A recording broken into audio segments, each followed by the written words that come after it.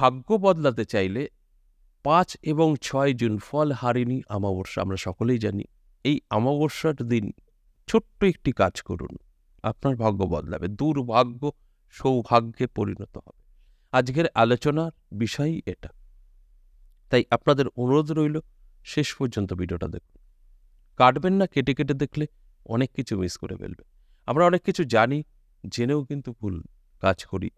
জেনেও আমরা আমাদের জীবনে এপ্লাই করি না। আর সেখানে দাঁড়িয়েই কিন্তু আমাদের জীবনের প্রত্যেকটা মুহূর্ত নষ্ট করতে থাকি। দেখুন, এই যে কিছু, কিছু তিথি, কিছু, কিছু আমাদের যে শুভ সময় আমরা পাই, সেই সময়গুলো কাজে লাগিয়ে কিন্তু ভাগ্য বদলানো সম্ভব। কিন্তু আমরা অনেকে জানি, করি না। আবার অনেকে চেষ্টাও করে। তাই আজকের আলোচনা ভীষণ গুরুত্বপূর্ণ হতে চলেছে। আমি অনুরোধ করব শেষ পর্যন্ত দেখুন। আপনার জীবনের কোনো না কোনো পরিবর্তন আপনি নিজেই করতে পারবেন। দেখুন, এই যে ফলহারিণী অমাবস্যা, এর মাহাত্ম্য বহু আছে। আপনার যদি মনের কোনো দুঃখ কষ্ট থেকে থাকে বা কোনো একটা কিছু আপনার পাওয়ার থাকে, বহু চেষ্টা করেছেন, পাননি, এই দিনে মায়ের কাছে সেটা চান। আপনার একটা পছন্দের ফলকে অর্পণ করুন। দেখুন, সেটা আপনার অবশ্যই আরেকটা ১ বছর হতে না হতে আপনার সেটা কিন্তু পেয়ে যাবেন। অর্থাৎ পরের যে বছর ফলহারিণী অমাবস্যা আসার আগেই আপনার মনের যে ইচ্ছা সেটা কিন্তু পূরণ হবে। এগুলো প্রমাণিত কাজ করে। দেখুন, ৩টে অমাবস্যা বছরে আমরা খুব গুরুত্ব দিয়ে থাকি তন্ত্রে যারা কাজকর্ম করে তারা। একা হচ্ছে, আমরা সকলেই জানি দীপান্বিতা অমাবস্যা, যেটা কালীপুজো, দুর্গাপুজোর পরে হয়। আর একটা কৌশিকী অমাবস্যা, আর একটা ফলহারিণী অমাবস্যা। দেখুন, অমাবস্যা প্রত্যেকটাই ভালো। তার মধ্যে থেকে এই ৩টে অমাবস্যার মাহাত্ম্য অনেক। আর যে কারণে এই অমাবস্যাগুলো তান্ত্রিকদের জন্য শ্রেষ্ঠ। তাই এই দিনে আপনিও কিন্তু আপনার ভাগ্য বদলে নিতে পারেন। দেখুন, আমরা অনেকেই অনেক কিছু জানি যে এটা করলে এটা হয়, এটা করলে ওটা হয়, কিন্তু কেউ করি না। এমন কোনো মানুষ নেই যে জানে না যে শরীরচর্চা করলে আপনি সুস্থ থাকবেন, কিন্তু করে না। তার মানে এটাই, আমরা সবকিছু জানি, জেনেও কিন্তু আমরা নিজেদের ক্ষতি নিজেরা করি। তাই এই যে আজকের আলোচনা অনেকেরই জানা, কিন্তু তারা প্রয়োগ করবে না। যারা প্রয়োগ করবে তারা কিন্তু তাদের জীবনের দুঃখ কষ্ট থেকে বেরিয়ে আসতে পারবে। আমি চ্যালেঞ্জ করে বলতে পারি, অত্যন্ত শুভ এই দিনটি বলে মানা হয়। আর এই দিনে আপনার সমস্ত রকম দুঃখ কষ্ট আপনি পার করে ফেলতে পারবেন। আপনি বহুদিন ধরে অভাব অনটনে ভুগছেন, আপনি বেকার হয়ে গেছেন, কাজ নেই, কর্ম নেই, আপনার বাড়িতে অশান্তি, কেসকামারি, আপনার স্ত্রী চলে গেছে, স্বামী চলে গেছে, নানা রকম সন্তান অবাধ্য, পড়াশোনা করছে না, বা আপনি আপনার মেয়েকে বিয়ে দিয়েছেন, কদিনের মধ্যে ডিভোর্স হয়ে গেছে, এই একটা টেনশন। আপনি যে কোনো ব্যবসা করতে গিয়ে ক্ষতিগ্রস্ত হয়ে পড়েছেন, ঋণ ধারে জর্জরিত হয়ে গেছেন, নানা রকম সমস্যা কারোর না কারোর জীবনে কিন্তু আছেই। কেউ বলতে পারবে না যে আমি একদম ফ্রেশ। হ্যাঁ, সংখ্যা খুব কম। হয়তো কয়েকজন বলতে পারবে আমি ঠিক আছি। কিন্তু তাছাড়া ম্যাক্সিমাম জাতক জাতিকারাই কোনো না কোনো সমস্যায় কিন্তু পড়ে আছে। যে কারণে তারা কিন্তু ঠিকঠাক তাদের জীবনের যে চাওয়া সেটা পাচ্ছে না খুব সহজেই। ঠিক তাদের কথা মাথায় রেখেই আজকের আলোচনা। আপনার বেকারত্ব দূর হতে পারে, আপনার অর্থকষ্ট দূর হতে পারে, আপনার সাংসারিক অশান্তি দূর হতে পারে। আপনাদের স্বামী-স্ত্রীর মধ্যে একটা মধুময় মিলন কিন্তু আপনারা নিজেরাই করে নিতে পারেন, বা ব্যবসা ভালো চলছে না, ভালো চলতে পারে। চাকরির জায়গায় সমস্যা আছে, অশান্তি ঠিক হয়ে যাবে। কেস-কামারি পর্যন্ত ঠিক হয়ে যেতে পারে এবং আপনার শত্রুর দমনও কিন্তু হয়ে যেতে পারে। এতটাই ভালো এই ফলহারিণী অমাবস্যায় এই কাজটা করলে পরে আপনি রেজাল্ট গুড পেতে পারেন।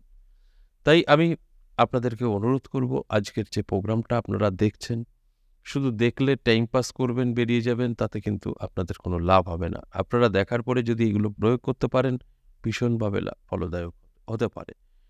এবং যারা মাকে বিশ্বাস করেন, মা কালীকে, বা ঈশ্বর বিশ্বাসী, তারা তো করবেন ফল 100%। আর যারা ঈশ্বর বিশ্বাসী না, মাকেও বিশ্বাস করেন না, যদি একটু টেস্ট করার বশতে করেন যে করে দেখি যদি হয়, এগুলো কি হয় কখনো, আমি বলব সময় নষ্ট করবেন না, আপনার কিচ্ছু হবে না। এগুলো একটা বিশ্বাসের উপরে দাঁড়িয়ে থাকে। একটা হাওয়া, মন্ত্র কি বলুন তো, একটা হাওয়া, ভাইব্রেশন।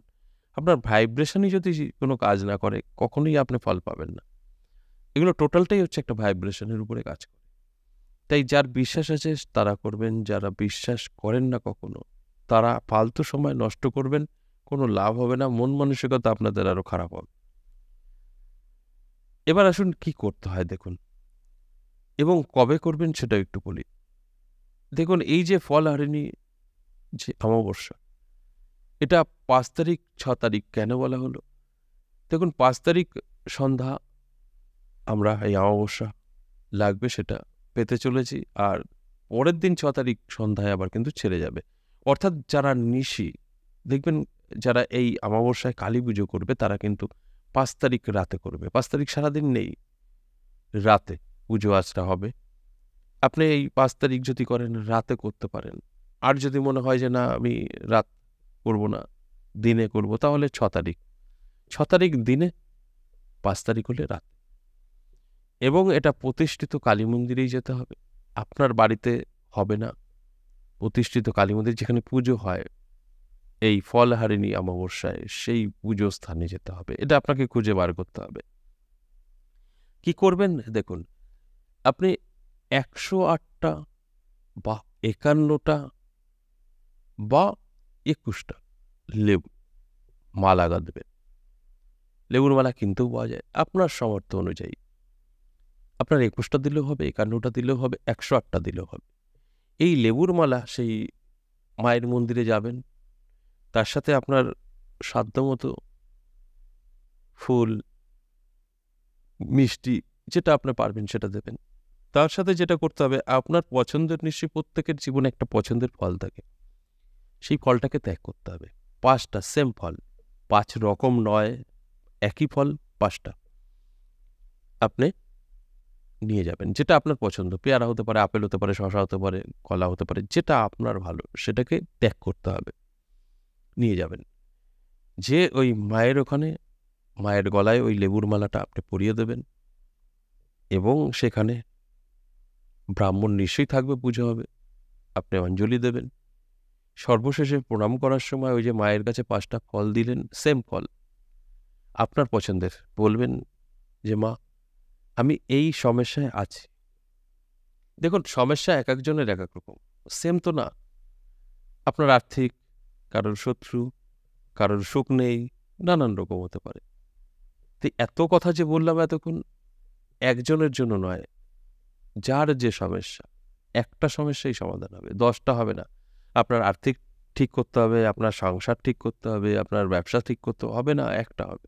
তাই এতগুলো কথা বলার মানে হচ্ছে, যার যে সমস্যা সে সেইভাবে অঞ্জলি দেওয়ার পর প্রণাম করার সময় বলবে যে মা আমার এই এই সমস্যা, আমি এই সমস্যা থেকে যদি মুক্তি পাই তাহলে আমি অবশ্যই তোমাকে সামনের বার এসে পুজো দিয়ে যাব, এবং সারাদিন উপোস থেকে, আর আমি আমার পছন্দের ফলটা তোমার চরণে অর্পণ করলাম।